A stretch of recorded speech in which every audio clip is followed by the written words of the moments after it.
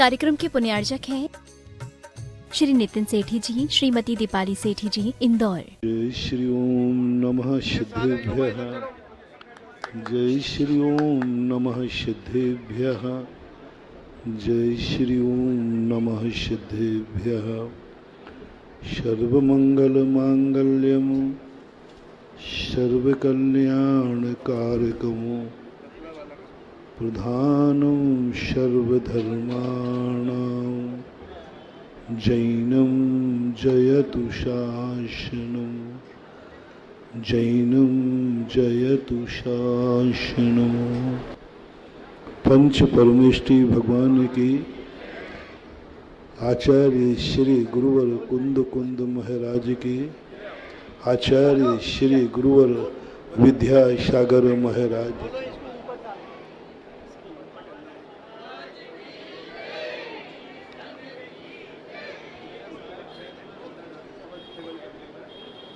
रहस्यमय यह सारा संसार अपने रहस्यों के लिए सदा से प्रसिद्ध रहा है। हर व्यक्ति इस संसार के रहस्यों का अंत नहीं पा पाया।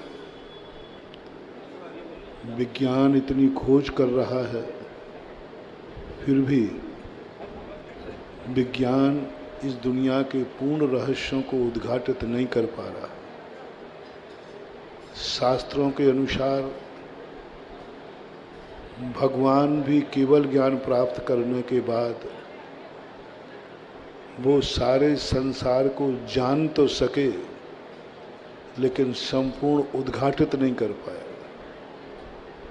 वो जान तो लिया उन्होंने कि संसार का रहस्य क्या है, लेकिन जब वो बताने बैठे तो वो पूरा नहीं बता पाए। कैसा है संसार जिसके रहस्यों को उद्घाटन करने में केवली सर्वज्ञ भगवान भी अपने आप को बौना महसूस करने लगे। हम और आप तो बहुत छोटी सी चीज है। सर्वज्ञ भगवान जो तीनों कालों की त्रिकाल बातों को जानते हैं, भूत को, भविष्य को, वर्तमान को, लेकिन वे भी जब इस दुनिया को बताने बैठे तो वो संपूर्ण नहीं बता पाए। अनंत जाना है, लेकिन जब उन्होंने उद्घाटित किया तो अनंतमा भाग बता पाए। अनंतमा भाग यानी आपको समझने के लिए 100% में से 1% बता पाए, 99% तो वो जान तो पाए लेकिन बता नहीं पाए। इससे ये सिद्ध होता है कि संसार का रहस्य इतना गूढ़ है कि केवली भगवान भी अपने आप को असमर्थ महसूस करते हैं। वो भी कहते हैं कि मैं संसार के संपूर्ण रहस्यों को उद्घाटित करने के लिए मेरे पास कोई शब्द नहीं है। शब्द बौने पड़ रहे। अपन को तो ठीक है, मालूम है कि अपन छोटे से ज्ञानी हैं। सर्वज्ञ भगवान तो संपूर्ण शब्द के ज्ञाता हैं। उनको भी शब्द कम पड़ने लगे। वो भी कहने लगे कि अभी तो रहस्य इतना है और मेरे पास कोई शब्द नहीं है। ऐसे रहस्यमय इस संसार को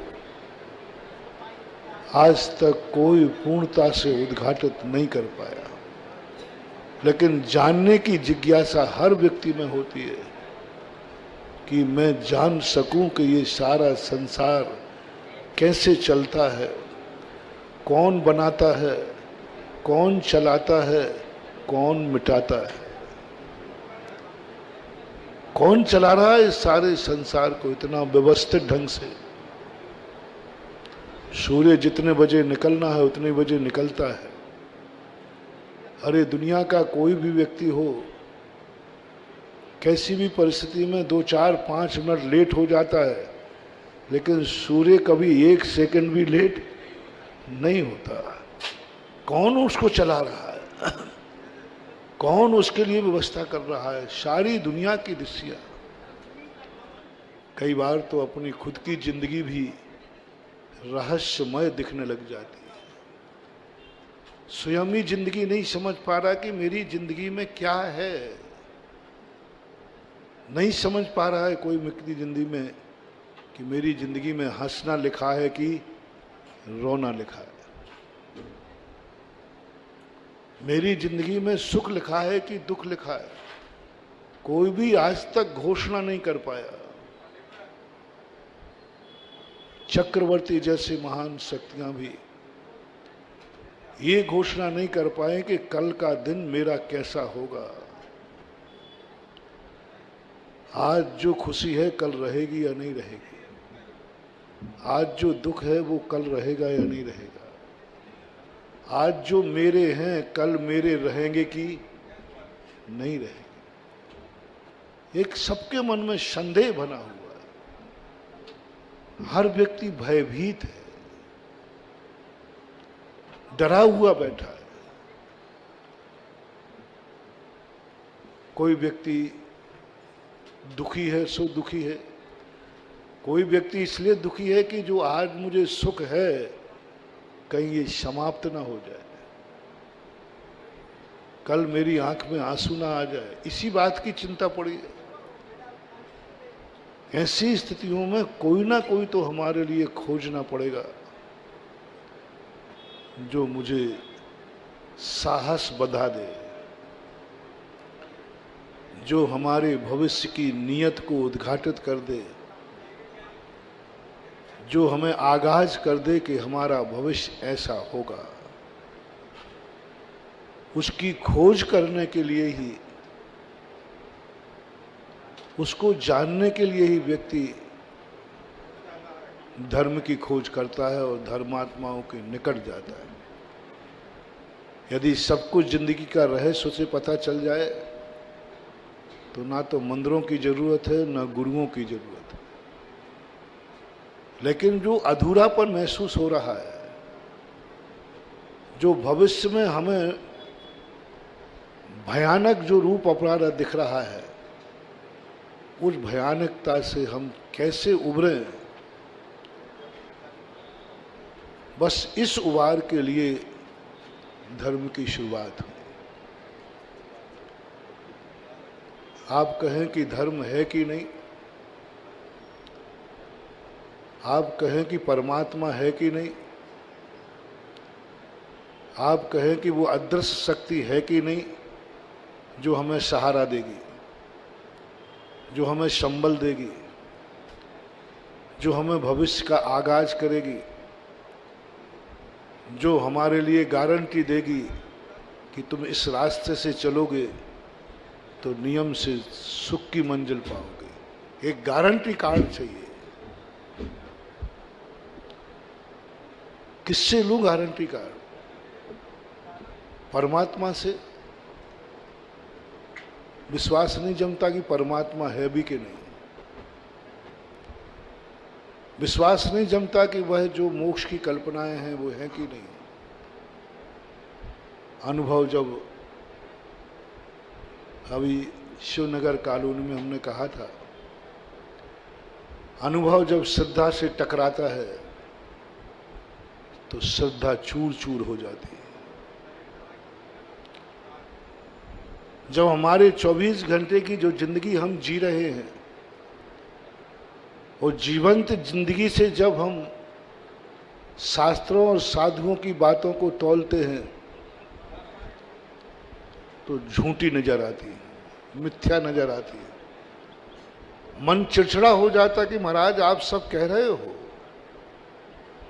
लेकिन मुझे समझ में नहीं आ रहा। आप कह रहे हो कि आत्मा अजर अमर अविनाशी है।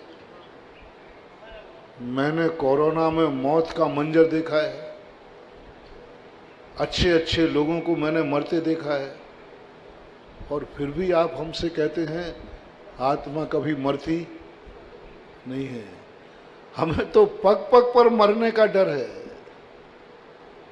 पग पग पर हमें मौत आ रही है। मौत दिख रही है, और ऐसे समय पर आप कहते हो कि आत्मा अजर अमर है, कभी मरती नहीं।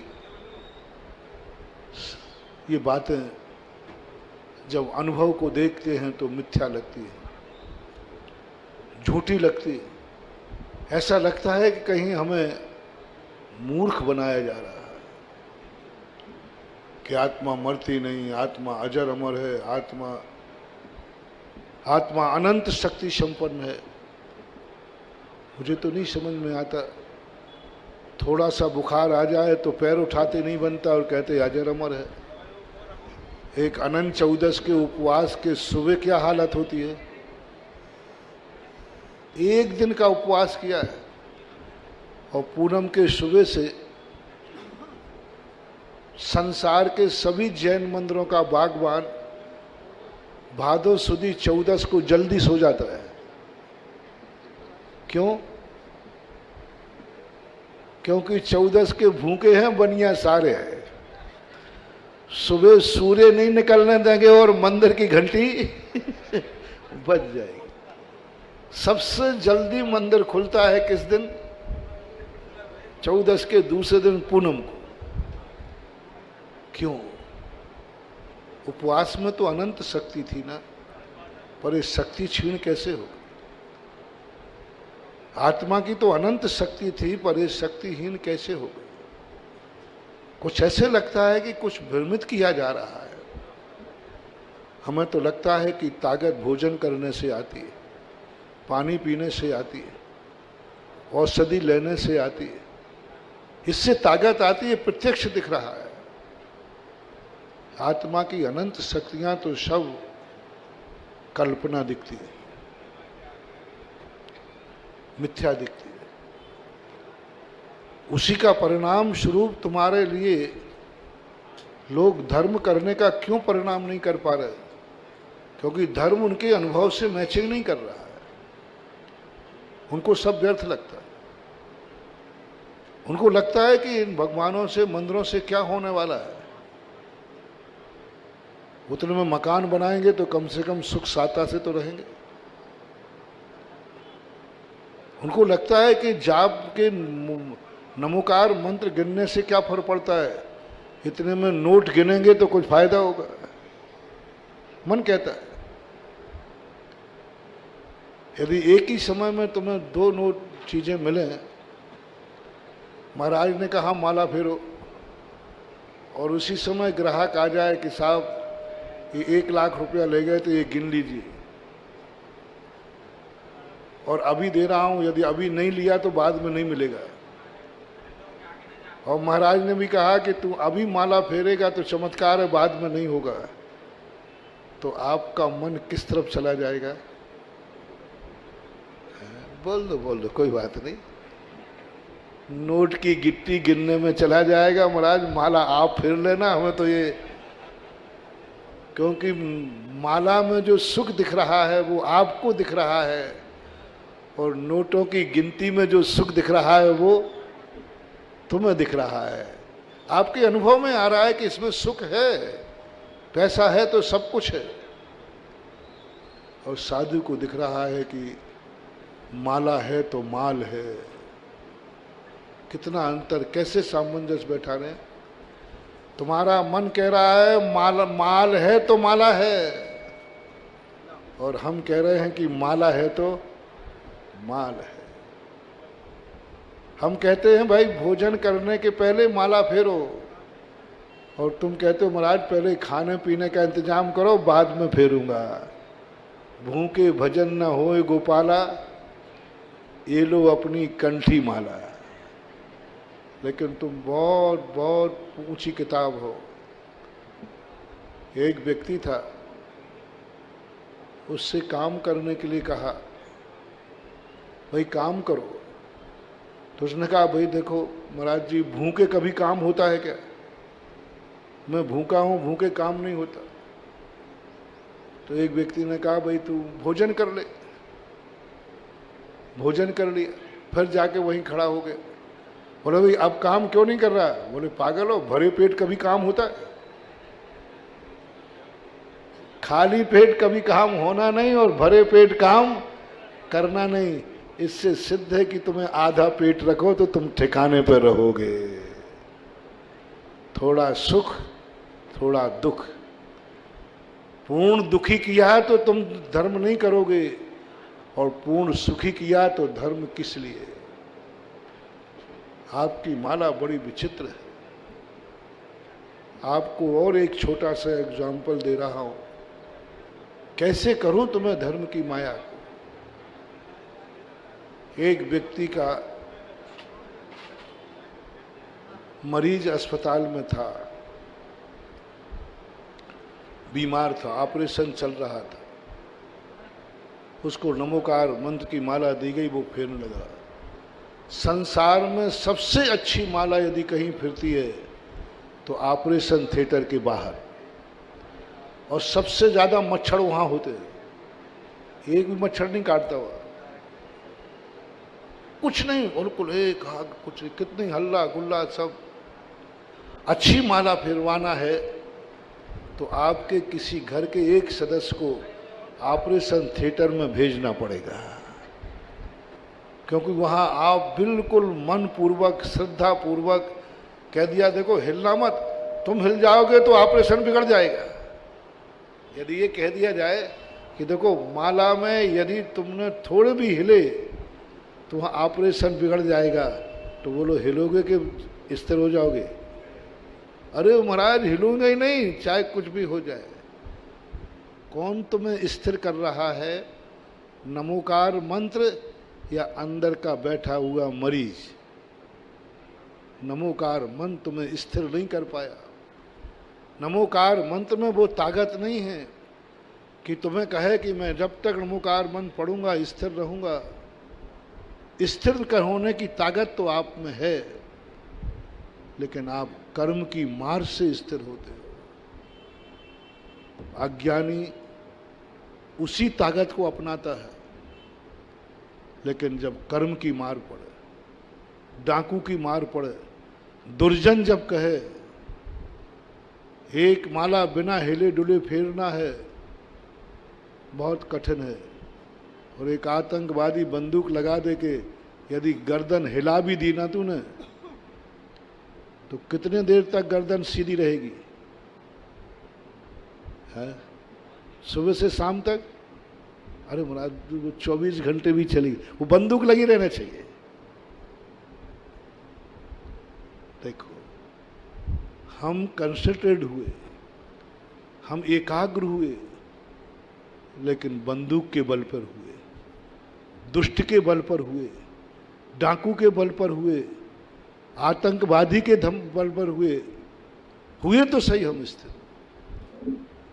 अनुशासन तो हमने किया, लेकिन पापी के कहने पर किया, पापी की दुष्टता के भय से किया। और यही एकाग्रता गुरु के कहने पर, धर्म को समझने पर, नमोकार मंत्र के कहने पे हो जाती तो अपन सबका बेड़ा पार हो गया। धर्म के कह शक्ति तो है, लेकिन तुम्हें चाहिए कोई डाकू। शक्ति तो है, कोई तुम्हें दुर्जन चाहिए। हम दुर्जन के माध्यम से सुधरते हैं, सज्जन के माध्यम से। दुर्जन कर्म है, सज्जन धर्म है। कर्म हमें सुधार देता है। कर्म की मार पड़ती है, हम मंदिर आ जाते हैं। कर्म की मार पड़ती है, हम माला फेर लेते हैं। कर्म की मार पड़ती तो भगवान का तो क्या, गधे के भी पैर धो करके लगाना नहीं। पीना पड़े तो किसकी मार में? कर्म की मार। और धर्म की मार में पीना नहीं है, माद गंधोदक को माथे से लगाना है। लेकिन धर्म की भाषा हमें समझ में आती नहीं, धर्म पर हमारा विश्वास बैठता नहीं, कर्म पर बैठता। और सबसे बढ़िया ऑपरेशन थिएटर के बाहर आप माला फेरते। चलो कोई बात नहीं, कहीं तो फेरी, कहीं तो मन लगा। चलो दुख में फेरी, कम से कम माला फेरने में लगा तो सही। लेकिन थोड़ी देर बाद आपको समाचार आया कि आपका ऑपरेशन फेल हो गया, मर गया। अभी माला अधूरी थी। बोलो, उसी विशुद्धि के साथ माला पूरी होगी? हाँ? नहीं हो। माला को हमने व्यापार बना लिया, माला को हमने हॉस्पिटल बना लिया। मरीज जिंदा नहीं रहे तो फिर काय के लिए माला महाराज? अब काय की माला? इतने बुरी तरह माला फेंकोगे। जिस माला को तुमने नमोकार मंत्र पढ़ा है, शायद वो नाली में ना फेंक दो, क्योंकतुम्हारा मरीज मर गया, फेल हो। अब तुम्हारी माला नहीं फिर सकती। चलो कोई बात नहीं, आप लोग गृहस्थ हैं महाराज, समझो बात को। हम लोग मोही हैं, हमारा मरीज मर गया, फिर भी हम माला फेरते रहें। इतनी ताकत, इतना साहस, इतना धर्म हमारे अंदर नहीं। चलो मैं तुम्हारी जमानत लेता हूँ, तुम्हारी आधी माला जो तुमने छोड़ दी है उसको मैं पूरी कर लूँगा, और भगवान से क्षमा मांग लूँगा तुम्हारी तरफ से कि महाराज बेचारा क्या करें, घर का मरीज मर गया, उसको सहन नहीं हुआ, अब उसका मन माला में नहीं लगेगा। तुमने दुख को दूर करने के लिए धर्म किया, दुख दूर नहीं किया, तुमने धर्म छोड़ दिया।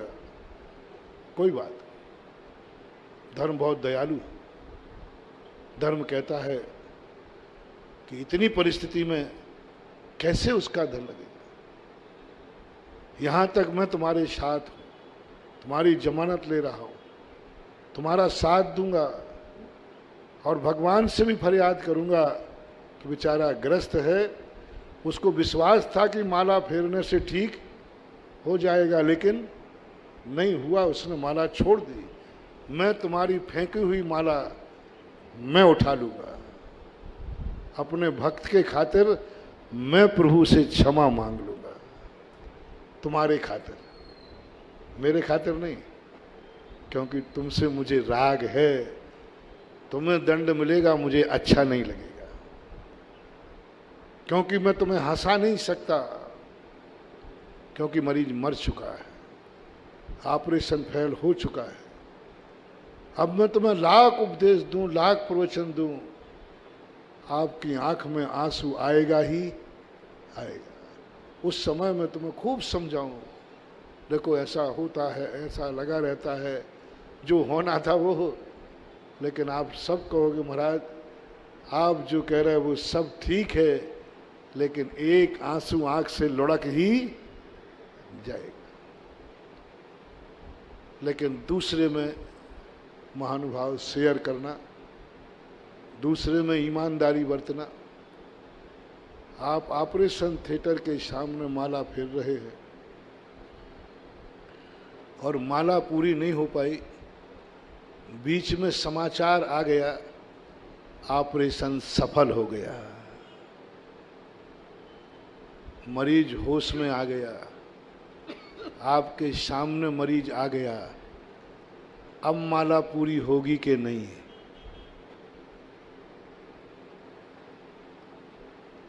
अब बोलो भाई, देखो गड़बड़ मत करना, कहीं ऐसा ना हो जाए कि तुम्हारी जमानत लेते लेते मेरी जमानत जब्त हो जाए। भगवान कहेंगे क्या है ये तमाशा, इसका मरीज मर गया तो इसने माला नहीं फेरी, अब तो जिंदा हो गया रे, अब तो बच गया तू, अब तो सफल हो गया, अब तो माला पूरी और विशुद्धि के साथ फिरना चाहिए ना, अब तो माला पूरी करो। मन क्या कहेगा, अब काय के लिए, काम था सो, अब काय के लिए? ये है बेईमान मन। धर्म बहुत दयालु है महानुभाव। हमारे कष्टों में जो हमारे परिणाम बिगड़ते हैं, हमें कभी धर्म कभी भी नाराज नहीं होता। दुख के दिनों में हम मंदिर नहीं जा पाए, कर्म नाराज नहीं होता। कोरोना में हम मंदिर नहीं जा पाए, किसी भी भगवान, किसी भी मंदिर में, किसी भी जैनी के लिए धर्म ने कोई पाप का बंद नहीं किया। ऐसे ऐसे लोग मंदिर नहीं जा पाए जिन्होंने जिंदगी में बिना दर्शन के कभी पानी नहीं पिया था, उन्होंने महीनों बिना दर्शन के खाया है। ये प्रश्न मेरे पास, बिना दर्शन पानी भी जिन्होंने कभी बिना दर्शन के भोजन किया। महाराज हमारा क्या होगा, मेरा नियम टूट गया, जिंदगी में कभी नहीं तोड़ा और बिना दर्शन खा गया। मैंने घबराओ मत, गारंटी मेरी है, ये धर्म नियम टूटने का कोई तुम्हें पाप नहीं लगेगा, क्योंकि ये नियम तुमने तोड़ा नहीं है, कर्मों ने तोड़वा दिया है। किसी कोरोना वाले में कोई अभिषेक पूजन मंदिरों में नहीं हुए, कोई मंदिरों में महीनों तक अभिषेक नहीं हुआ। ऐसे ऐसे मंदिर थे जिन्होंने कोई अभिषेक करने वाला भी पहुंच, कोई दोष नहीं, कोई भगवान ने अभिशाप नहीं दिया, कोई धर्म ने अभिशाप नहीं दिया, किंचित मात्र भी आपको दोष नहीं लगा, क्योंकि धर्म जानता है कि ये कितने मजबूर हैं, इनकी जिंदगी कितनी मजबूरी में। मजबूरी में कोई नियम टूटता है, धर्म कभी हमें अभिशाप नहीं देता, हमारा साथ देता है। और अब अपन अपन कहते हैं तो धर्म कहता है कोई बात नहीं, साहब मैं कोरोना में मंदिर नहीं जा पाया, तो क्या कहा हमने, बोलो ना, कोई बात नहीं, कोई बात नहीं। महाराज मैं ये नहीं कर पाया, कोई बात नहीं। बीमार व्यक्ति ने कहा महाराज जी मेरा ऐसी बीमारी आ गई, कोरोना आ गया, अस्पताल में गए, मैंने कभी जिंदगी में कोई अंग्रेजी दवाई नहीं खाई, खाना पड़ी, तब भी मैंने क्या कहा, बोलो ना, कोई बात नहीं, कोई बात नहीं। नियम टूट गया, कोई बात नहीं। रात में खाना पड़ा, कोई बात नहीं। अभक्ष खाना पड़ा, कोई बात नहीं। अस्पताल का पानी पीना पड़ा, कोई बात नहीं। सब चीज जो जो तुमने बताई, सब पर धर्म ने क्या कह दिया, कोई बात नहीं। कितना सीधा है धर्म, कितना सरल है धर्म, कितना दयालु है धर्म, कितना दयालु, मैं तो देखकर दंग रह जाता। लेकिन अब कोरोना है क्या है, अब क्यों मंदिर नहीं जा रहे, अब क्यों अभिषेक, महाराज जी वो हम अभिषेक करना ही भूल गए। अरे वाह रे वाह, दुनिया भर के दंड फंद नहीं भूला, झगड़ा करना नहीं भूले, गाली देना नहीं भूले, व्यापार धंधा नहीं भूले, अकेले क्या भूल गए। कई लोग कहते महाराज जी कोरोना के कारण मंदिरों में अभिषेक करने वाले कम हो गए। मैंने क्यों, क्यों बोले महाराज जी आदत भूल गए, आदत ही। अब धर्म माफ नहीं करेगा, अब तेरे सुख का दिन है, आज तुझे कोई बीमारी नहीं है, कोई परिस्थिति नहीं है, और उस समय तुमने मंदिर का रूप नहीं देखा। मंदिर कहेगा अब मैं माफ नहीं करूंगा, तुम्हारे भक्त को समझा देना। अब भगवान वो नमोकार मंत्र, वो वर्गणाएं जो हमने आपकी जमानत ली थी, आपकी सिफारिश की थी, आपका पक्ष लेकर दया कराई थी, उसने मुझे नोटिस दे दिया। तुमने कहा था ये दुख में है भगवान, ये मंदिर नहीं आ पाएगा, ये बीमार है मंदिर नहीं आ पाएगा, ये माला नहीं फेर पाएगा, तो मैंने कह दिया था कोई बात नहीं।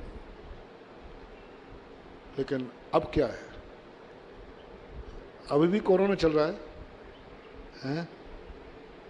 अब क्यों नहीं आ रहा है? अब तो सुख का दिन है ना, आज तो कोई इसको बीमारी नहीं है, आज तो इसकी सुख सुविधाएं हैं, फिर ये क्यों नहीं धर्म कर रहा है? अब क्यों वो माला पूरी नहीं हुई? आपका मरीज ऑपरेशन सफल हो गया, हो गया। डॉक्टर ने कहा बहुत अच्छा, आपका ऑपरेशन सफल हुआ, मरीज सुरक्षित है, होश में आ गया, सामने मरीज स्थित है। अब आपकी माला बताओ। माला भी आधी हुई है। कितने % लोग माला पूरी करेंगे? हैं महाराज जी, अब काय के लिए समय खराब करवा रहे हो? जो काम था वो तुम्हारा बेईमान मन। 90% लोग धर्म विपत्ति में करते हैं और विपत्ति टल जाने पर धर्म भूल जाते। दुख में सुमरन सब करे, दुख में करने के बाद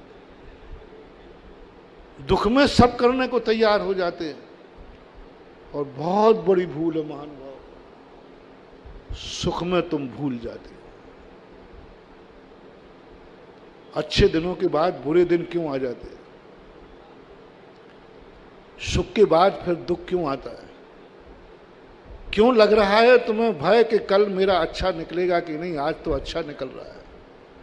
इस भय को हमने प्रवचन के प्रारंभ में उठाया था। इस भय को हम कैसे दूर करें? कौन है दुनिया में जो सागत मेरे इस भय को दूर कर दे कि आज मैं सुखी हूं, कल भी रहूंगा? ये दावा आप किसके माध्यम से सुनना चाहते? आपकी और कोई नहीं, आप सब सुखी बैठे हैं।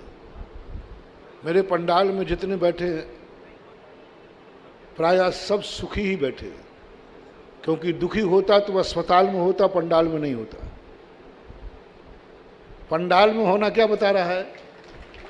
बोलो ना, कि आपको कोई कहीं ना कहीं से सुखी हो, आप कहीं ना कहीं से आपको टेंशन मुक्त है।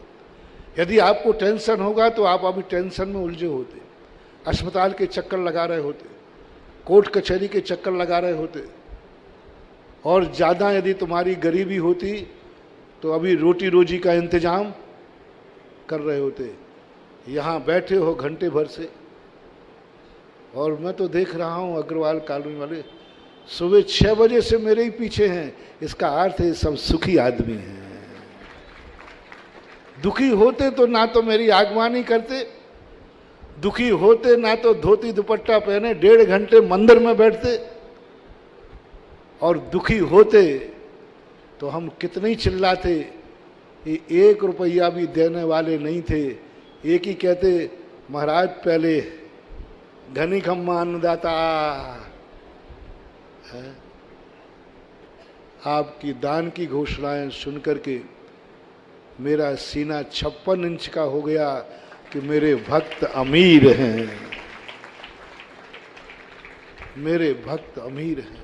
बस मैं कुछ नहीं देखना चाहता हूं, मेरा हर भक्त अमीर रहे, मेरा हर भक्त सुखी रहे। मेरी आंख में आंसू आए इसका गम नहीं है मुझे, लेकिन मेरी आंख जिस पर उठे उसकी आंख में आंसू नहीं दिखना चाहिए, ये मेरा उसूल है। मैंने एक नए वर्ष पर एक कविता लिखी थी। नया वर्ष आता ना, तो आप लोग आपसी में बोल रहे थे नया वर्ष मुबारक हो, मुबारक हो। तो मैंने भी कहा भगवान नया वर्ष मुबारक हो, मेरे लिए नहीं मेरों को। नया वर्ष मुबारक हो मेरे लिए नहीं मेरे को।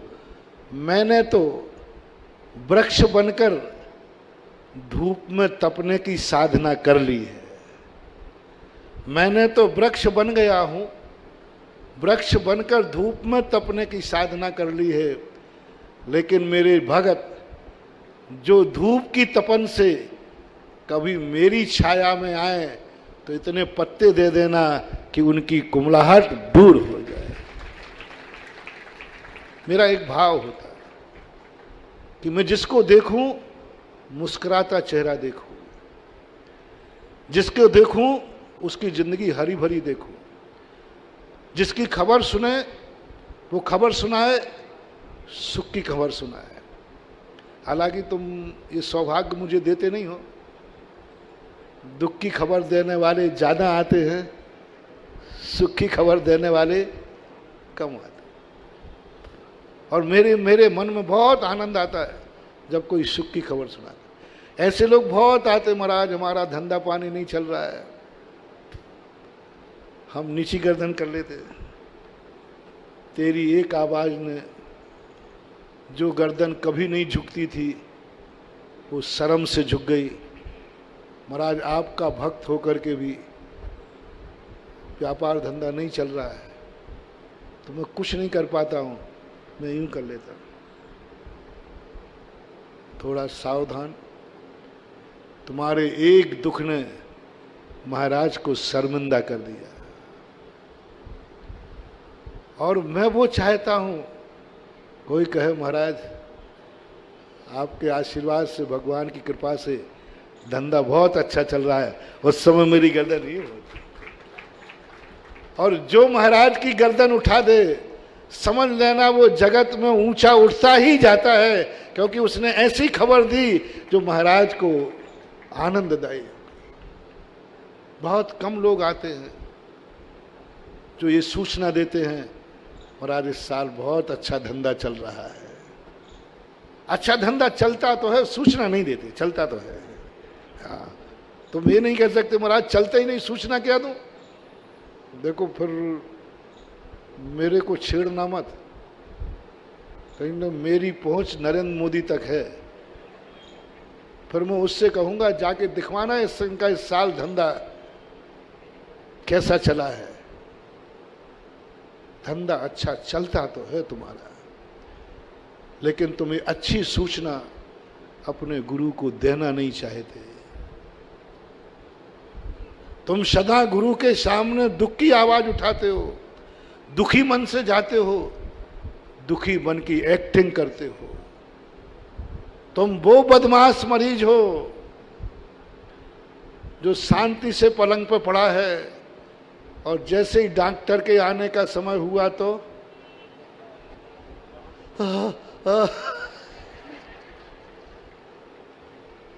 वो तो डॉक्टर समझदार है, यदि वो तुम्हारी उस कढ़ाई के अनुसार दवाई दे दे तो बेटा ऊपर चले जाओगे। वो तो जानता है कि मरीज को दुख कम है और मुझे देखकर दुखी ज्यादा होता है। तुम क्या समझते हो? वो भाव करो। कल भी मैंने कहा था, एक ही प्रार्थना भगवान से कहो, हे भगवान कभी तेरे दरवाजे मुझे आंख में आंसू लेकर ना आना पड़े। जब भी मेरे तेरे दरवाजे आऊं भाग्यशाली बन के आऊं, दुर्भाग्यशाली बस प्रभु, और दुनिया में मैं रो लूंगा, बस इतना आशीर्वाद दे दे कि मैं तेरे दरवाजे आंसू ना आए। तेरे दरवाजे जब भी मैं आऊं सुखी आऊं, मुस्कुराता हुआ आऊं, अपने आप में ऐसा महसूस करूं कि संसार में इस समय मेरे से ज्यादा भाग्यवान दुनिया में कोई नहीं है। ऐसी अनुभूति कभी हो जाए तुम्हें, ऐसी अनुभूति कभी तुम्हें मंदिर के दरवाजे पर हो जाए, तुम बहुत दुखी हो, मानता हो। लेकिन मंदिर के दरवाजे ऐसा भाव आ जाए कि संसार में मेरे से ज्यादा सुखी इस समय कोई नहीं है, क्योंकि मेरे सामने भगवान है और मैं भगवान के सामने। बस समझ लेना तुम्हारा दुर्भाग्य सौभाग्य में बदल गया, क्योंकि तुम दुर्भाग्य होकर के भी मंदिर में तुम सौभाग्यशाली मान रहे। यही तो हुआ था द्वारिका में, यही तो हुआ था सुदामा की जिंदगी में। बहुत दुखी था सुदामा, 7 दिन से उसके पास खाने को नहीं था। उसकी पत्नी ने समझा करके कहा, जाओ संकट में मित्र का सहारा लेना चाहिए, जाओ। आगे पीछे की कहानी नहीं बता रहा हूं। सुदामा गए, अच्छी तरह बता दिया था कि देखो सारे हाल सुना देना, सब कुछ बता देना, घर के क्या हाल है, सबको बता देना कि घर की क्या परिस्थितियां हैं, बता देना कि 7 दिन से घर में किसी ने एक दाना नहीं खाया है, बहुत अच्छी तरह बताना। सुदामा जी गए अपना दुख रोने के लिए। अपना दुख सुनाने के लिए, दुखी बनकर, दुर्भागे बनकर। लेकिन जैसे ही द्वारका पहुंचे, सुदामा ने कृष्ण का वैभव देखा, राजमहल देखा, दरबारी देखे, जय जयकार देखा। सुदामा भूल गए और उन्होंने कहा, मेरा कन्हैया, मेरा सखा इतना सुखी है, इतना बड़ा आदमी हो गया, इतना बड़ा आदमी इतना सुखी हो गया, मैंने कभी सोचा नहीं था। कन्हैया तू इतना सुखी, ये महल, ये तेरे जय जयकार, ये राजा महाराजा। और सुदामा नाच पड़े, सुदामा नाचने लगे, पैर लड़खड़ाते नाचने लगे। कृष्ण जी समझ गए, महानुभाव बताते हैं, जिन कृष्ण की सारी दुनिया चरण धोती है, उन कृष्ण ने भी सुदामा के चरण धो लिए थे। किस कारण से? कृष्ण जी आश्चर्यचकित, पैरों में ताकत नहीं है, पेट पीठ मिलकर एक हो रहे हैं, कपड़े की दरिद्रता दिख रही है, रोम रोम से दुख टपक रहा है, और ये नाच रहा है, ये आनंद में झूम रहा है, इसके चेहरे पर मुस्कान है। कौन सा सुख मिल गया इसको? कौन सा सुख मिल गया? कौन सी जन्नत मिल गई? मात एक ही, स्वयं दुखी है, मेरे सुख में सुखी हो रहा है। मेरे सुख का इतना आनंद कि इतना तो मुझे भी नहीं है। मैं द्वारकाधीश हूं, मैं इतना खुश नहीं हो रहा हूं जितना खुश मुझे द्वारकाधीश पद पर देखकर सुदामा खुश हो रहा है। और सुदामा नाच पड़ा।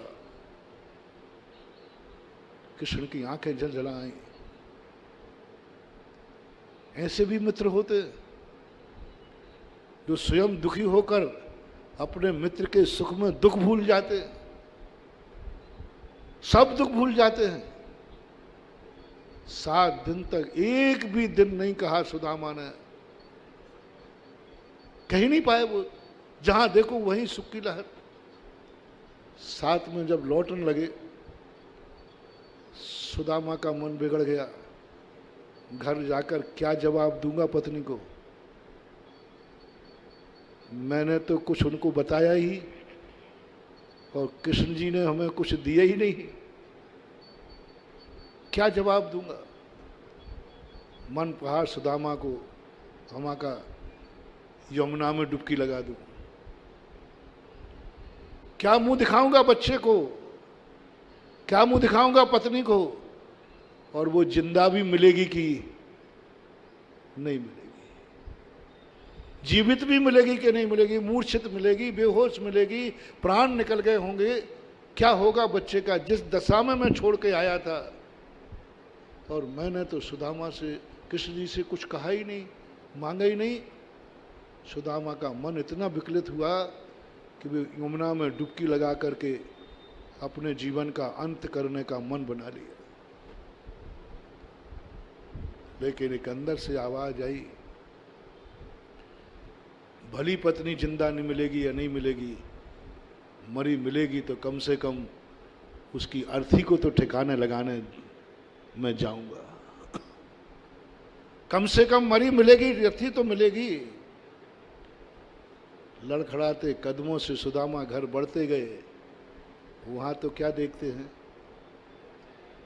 झोपड़ी महल में थी, पत्नी गरीबी से अमीरी में थी।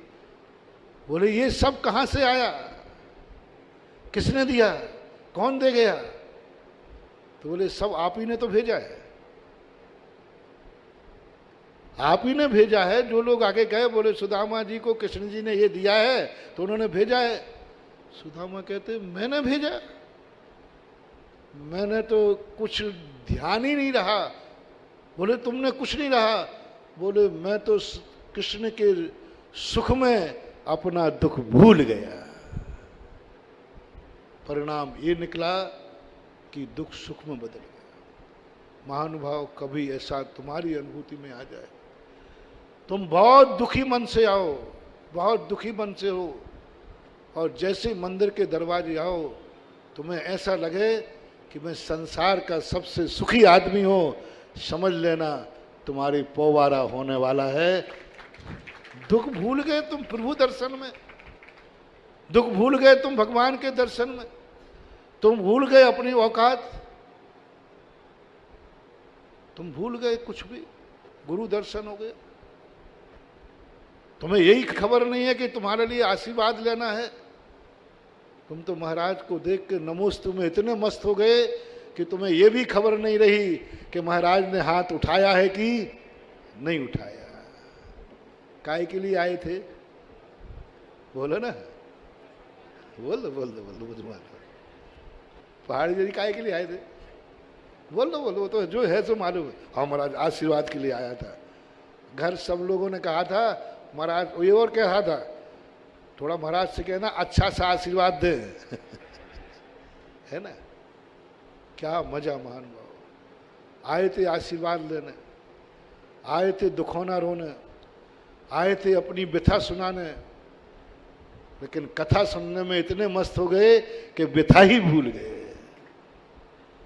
नमोस्तु करने में इतने आनंद में डूब गए कि तुम्हें यह भी खबर नहीं है कि देख तो लूं कि महाराज ने आशीर्वाद दिया है कि नहीं दिया, महाराज ने मुझे देखा है कि नहीं देखा, महाराज को खबर भी है कि नहीं कि मैं नमोस्तु कर रहा हूं। कभी ऐसा नमोस्तु तुम्हारा हो जाए, ऐसा नमोस्तु तुम्हारा हो जाए कि तुम नमोस्तु के आनंद में इतने डूब जाओ, इतने डूब जाओ कि आशीर्वाद का आनंद भूल जाओ, आशीर्वाद का आनंद भूल जाओ और नमोस्तु के आनंद में डूब जाओ, और तुम्हें कोई खबर नहीं है कि महाराज ने देखा या नहीं देखा, आशीर्वाद मिला या नहीं मिला। एक आनंद से आनंद आ जाए, मैं धन्य हो गया क्योंकि मैंने गुरु को नमोस्तु कर लिया। बस आशीर्वाद के आनंद तो तुमने बहुत चमत्कार देखे, आशीर्वाद की तो हमने बहुत प्रशंसाएं सुन ली। ये अमित पड़िया रोज को कुछ ना कुछ सुनाता है। आशीर्वाद के चमत्कार, आशीर्वाद की श्रद्धाएं, आशीर्वाद के अतिशय, आशीर्वाद मिलने पर जो तुम्हें आनंद आया वो तो बहुत सुन चुका। जिस दिन तुम्हें आशीर्वाद मिल जाता है ना, बोलो ना, और आचार्य का और मिल जाए तो, और पीछी से और मिल जाए तो, अरे महाराज जन्नत मिल जाए, ये तो कुछ भी नहीं है रे। ये आशीर्वाद में कुछ नहीं है, ये तो जघन्य है। आशीर्वाद का आनंद तो तुमने बहुत बार लिया, ये तो कुछ भी नहीं है। जिंदगी में एक बार नमोस्तु का आनंद ले लो, लाखों आशीर्वाद का आनंद फीका पड़ जाएगा। नमोस्तु का आनंद, आशीर्वाद से जरूरी नहीं है कि पाप कटे या ना कटे, आशीर्वाद से जरूरी नहीं कि कल्याण हो या ना हो, आशीर्वाद से जरूरी नहीं कि तुम्हारा दुख मिटेगा कि नहीं मिटेगा, लेकिन गारंटी है जिस दिन तुम्हें नमोस्तु में आनंद आ जाएगा उस दिन तुम्हारे जन्म जन्म के दुख दूर हो जाएगा। आनंद, मैं धन्य हो गया आज गुरु को नमोस्तु करके, आशीर्वाद पाके नहीं, आज मैं धन्य हो गया आशीर्वाद मिल गया, ये नहीं, ये तो बढ़िया है। आशीर्वाद पाकर के जो खुश होता है उसका नाम बनिया है, और नमोस्तु करके जो खुश होता है उसका नाम जैनी है। जैनी सब भूल गए हम भगवान, तेरी भक्ति में, तेरी पूजा में भूल गए हम। बेटे की लाश सामने पड़ी है, सांप ने काट लिया धनंजय कवि, और भगवान की भक्ति का इतना आनंद कि दुख का पहाड़ भूल गए। कभी भूलो, अवभाग्य मान करके कोई धर्म को करो। मर गया मरीज तो मर जाने दो, मेरे भाग्य हैं कम से कम उस समय मेरा मरीज मरा जिस समय में नमोकार मंत्र पढ़ रहा था। अब देखना जैनी का मरीज मरते उसने माला अलग कर दी थी ना, और सम्यक दृष्टि होगा, बोले कोई बात नहीं भगवान, कम से कम मैं नमोकार मंत्र पढ़ रहा था उस समय मेरा मरीज मरा। वैष्णव दर्शन में ऐसा आता है। हनुमान ने जब महाभारत में शामिल होने के लिए मना किया तो धर्मराज कहते हैं, हनुमान कहते देखो मैं युद्ध नहीं लड़ूंगा, तुम हारोगे भी तो मैं कुछ नहीं बोलूंगा। बोले बस भगवान आप तो मेरी ध्वजा में बैठ जाओ, हारूंगा तो मैं आपके सामने हारना चाहता हूं, मरूंगा तो आपके सामने मरना चाहता हूं, दुखी होऊंगा तो आपके सामने दुखी होना चाहता हूं। आप मेरा दुख दूर मत करना, मैं मरूं तो आप मेरे सामने रहना। ऐसी परिणति जब आ जाती, हमें कुछ नहीं चाहिए। और जब तुम्हारा मरीज अच्छा हो जाए, अब तो एक माला और फिरना चाहिए। लेकिन तुम्हारे ने क्या कर दिया, तुम्हारे मन ने क्या कह दिया, अब माला काहे के लिए। कुछ लोग फेरेंगे माला, लेकिन माला की स्पीड बढ़ जाएगी। माला फेरेंगे, स्पीड बढ़ जाएगी, डबल मोती चल ये चूक हो जाती है।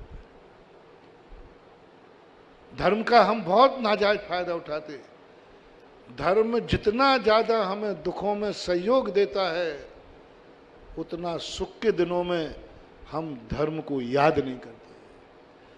दुख के दिनों में धर्म जितना हमें याद करता है, दया करता है, सुख के दिनों में हम धर्म को उतना याद नहीं करते। ये भूल है। धर्म बहुत दया करता है, दुख के दिनों में बहुत दया करता है। 95% दया करता है। कोरोना के अंदर भगवान की शांति धारा ने 95-98% लोगों की जिंदगी बचाई है। कितनों की जिंदगी? 2-5% जरूर नहीं बचा पाए, लेकिन 95-98% लोगों की जिंदगी बचाई। 95-98% लोग मंदिर आकर सुख को प्राप्त करते हैं, दुख दूर होता है। लेकिन खेद की बात है कि जब तुम्हारे सुख के दिन आ जाते हैं तो धर्म को ऐसे भूल जाते हो जैसे धर्म दुनिया में है भी कि नहीं। सुख के दिन, और सुख के दिन की सूचना नहीं देते। जो बात मैंने कही थी, दुख के दिनों में दुख आएगा तुरंत दौड़े चले आओगे मंदिर में, महाराज के पास तुरंत दौड़े चले आओगे। लेकिन सुख का दिन आएगा तो सूचना देने का भी समय नहीं रहेगा कि भगवान से कह दूं, भगवान आज मेरे बहुत बड़े सुख का दिन है। सुख का दिन तो बीतता है गार्डन में, और दुख का दिन बीतता है मंदिर में। बस यही दुर्भाग्य है। भिखारियों को तो दुनिया दे देता है रे, भिखारियों को तो दुनिया दे देता है। कोई जब राजा को कोई भेंट करता है तो वो भेंट पूजा मानी जाती है। भिखारी को जो दी जाती है वो भीख कहलाती है, और जो शक्तिमान को दी जाती है वो पूजा कहलाती है, वो दान कहलाता है। जो शक्तिमान को दिया जाता है, आज हमारा शक्तिमान यहां बैठा हुआ है, और उस शक्तिमान को देने की जब बात आई, मुझे गर्व है अग्रवाल कॉलोनी पर कि आज लोगों ने ये दिखा दिया, प्रभु भले हम लोग आपके समान शक्तिमान नहीं हैं, लेकिन हमारी हम इतनी हिम्मत है कि मैं अपना मकान तो बनाऊंगा ही बनाऊंगा, साथ में तेरा मंदिर भी बनाऊंगा।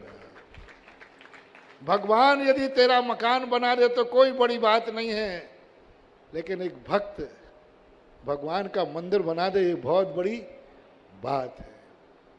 अपना मकान बनाए और मंदिर भी बनाए, और भगवान वो ना दूसरों के मकान बनाए ना खुद का मंदिर बनाए,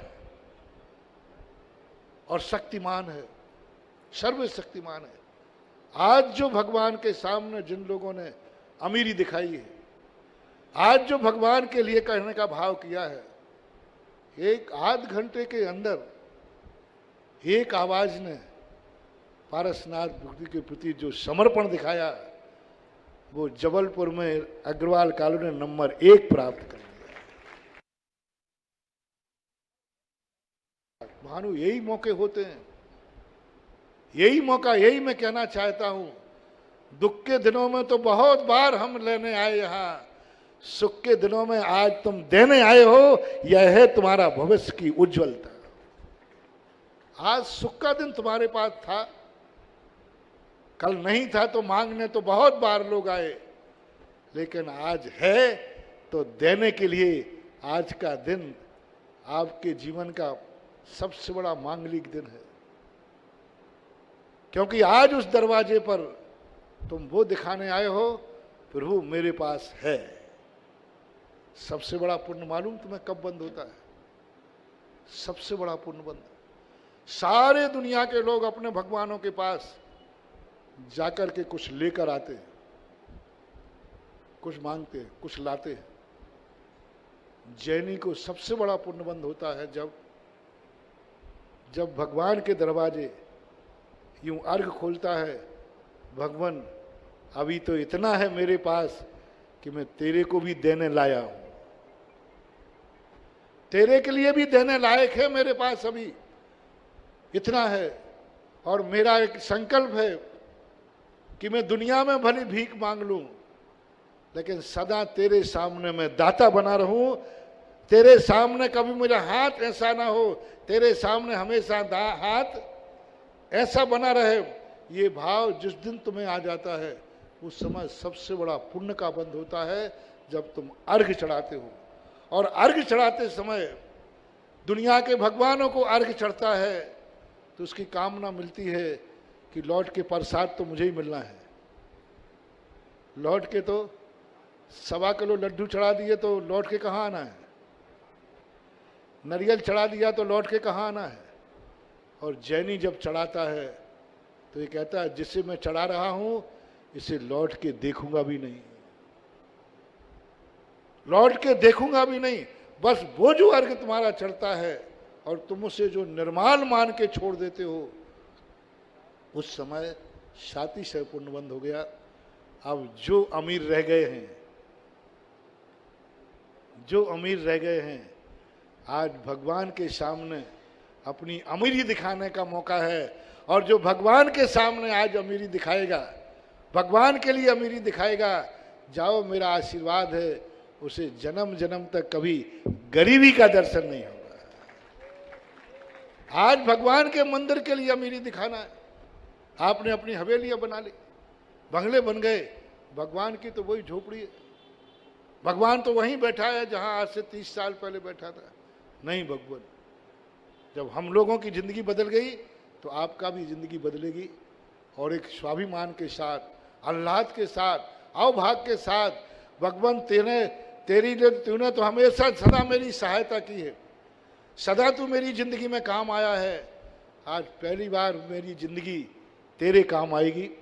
आज मेरा पसीना तेरे काम आएगा। आज मेरी कमाई तेरे चरणों में काम आएगी। आज मेरा सुख कुछ तेरे चरणों में समर्पित हो पाएगा। यह भावना के साथ जो रह गए हैं वे छूकना नहीं, छूकना नहीं। नहीं कि दुख के दिनों में तुम आओगे तो शायद क्या होगा मुझे पता नहीं, लेकिन इतना जरूर है जो सुख के दिन में आया है उसको दुख का दर्शन कभी होगा नहीं। ऐसा नीतिकारों का भी कहना है, धर्म शास्त्रों का भी कहना है। इस कार्यक्रम के पुण्यार्जक थे श्री नितिन सेठी जी, श्रीमती दीपाली सेठी जी, इंदौर।